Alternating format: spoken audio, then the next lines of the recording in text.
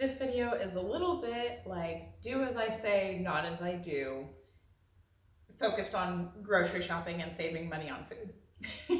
I have messed up our grocery budget a few times lately by not taking my own advice and not doing the things that I know work to keep my grocery budget low.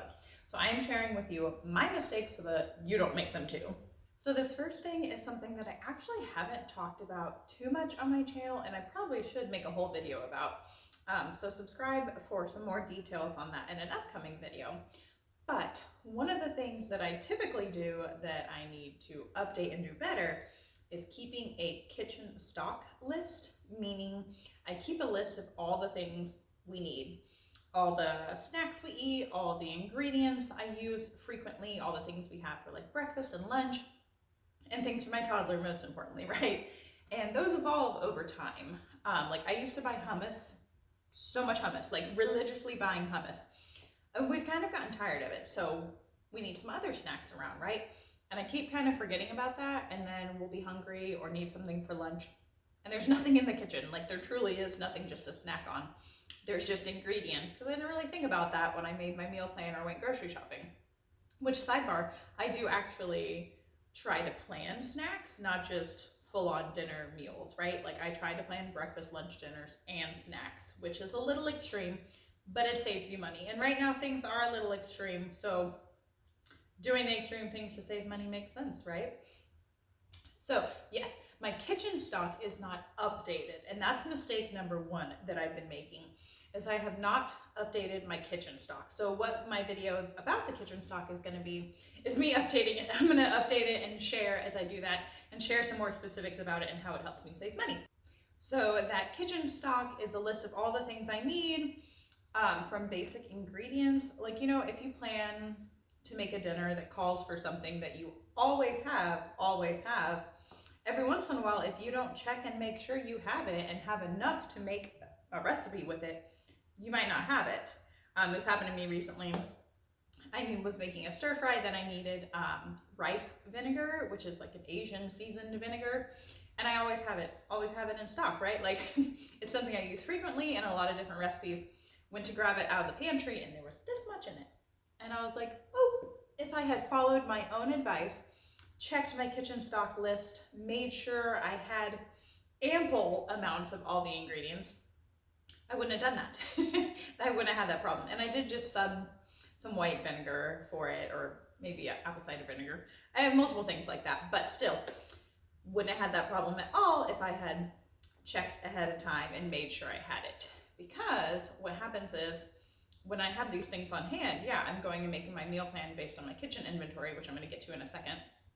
That's another mistake I've made recently. But I'm like, oh yeah, I got those things. I've got brown sugar, I've got soy sauce, I've got rice wine vinegar. I did not.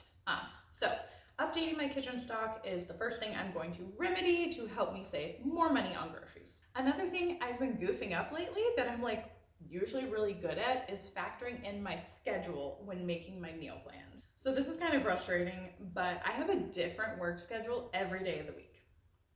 Yeah, every day of the week is a little bit different, which is definitely frustrating. So there are some days where I actually don't go into the office till later, and so I make lunch. And then there are some days where I make dinner, some days where I get home really late, some days where I don't have time to make lunch or dinner, so I need something really, well, I don't have a lot of time, I have a very short amount of time to make dinner when I get home. So I need super fast and easy dinners on those days, right? And what I have not been doing lately, which is one of my biggest tips, is checking your calendar before you meal plan, right? So for me, we don't usually have any, my daughter's only almost 3, so she doesn't usually have like after school activities or like a baseball tournament or anything, right? She doesn't have anything like that going on. So it's just my work schedule, which is different every day, but the same every week.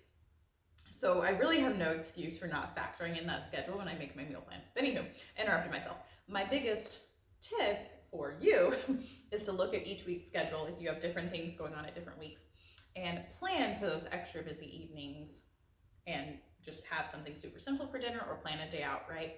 And yeah, I haven't been, even though my schedule's the same each week, different every day, but the same each week, I have not been factoring that in, and I have not been making sure I have super simple dinners for those nights. So I've like planned meals, which is good. That's the first step, right? You got to plan the meals to save money. You really do. Watch this video if you don't like believe in meal planning or don't want to do meal planning. If you want to save money on groceries, you got to do meal planning. So watch that after. It'll be linked up here, but it'll also be linked in the description. Anywho, you do have to meal plan. So I've been meal planning, determining all the meals, not checking my kitchen stock, but meal planning. But I haven't been making sure that I have easy dinners to serve on those nights. So then when I go and I'm trying to plug and play with the meal plan, trying to say, okay, we're gonna have this Monday, this Tuesday, this Wednesday, I'm like, oh, I need a really easy dinner, a really fast, easy dinner on Tuesday. I guess it's gonna have to be this one. This is the fastest, but not really. And yeah, that makes it difficult. I've still been cooking those. We've still been eating dinner at home. I'm just making things harder on myself. Or I will skip a meal and not make that because I just don't have a good time for it. I don't have the time for it.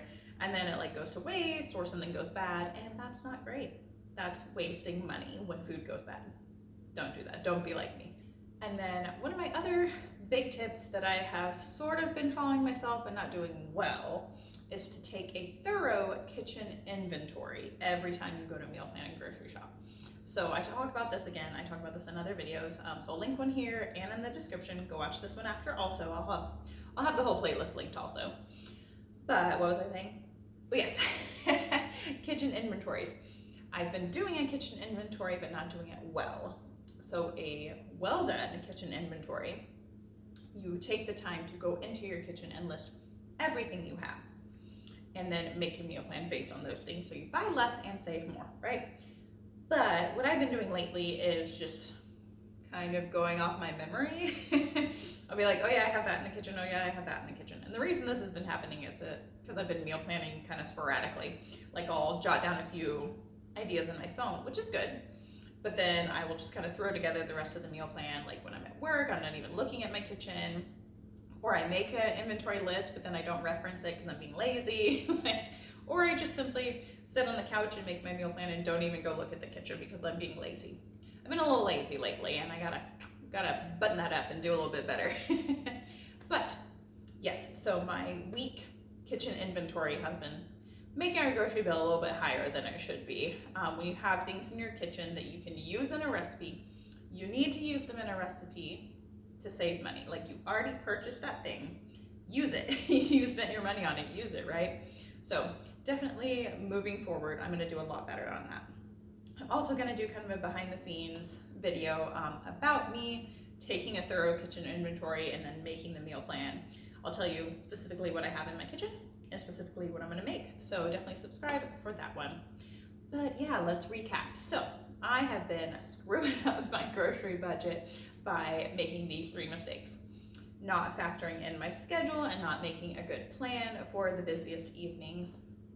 Not doing a good job of seeing what I already have in my kitchen and making my meal plan based on that. And then not keeping a good track of what I have in general. So not just those things I use in dinners, like ingredients, but also like snacks and things like that. So definitely going to be working on that and doing better at that moving forward, while grocery prices seem to be going up, not down. So if you are worried about that, you definitely need to be following me here and over on Instagram, where I'm sharing all my best tips for easily feeding your family on a budget.